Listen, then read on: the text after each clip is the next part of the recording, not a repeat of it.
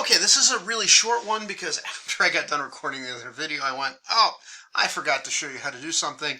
Remember I mentioned that I thought it was kind of odd that this wasn't changing?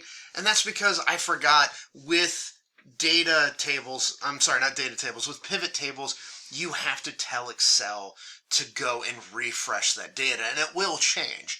So it wasn't that bad. We got a crash course into making sure that we knew how to do this stuff. But let me show you quickly how to do it a little bit easier.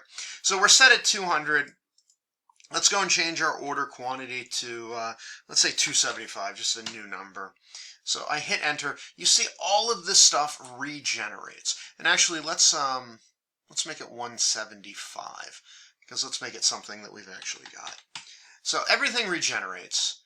And you can see, though, that our pivot table here is still showing what we have here for 200.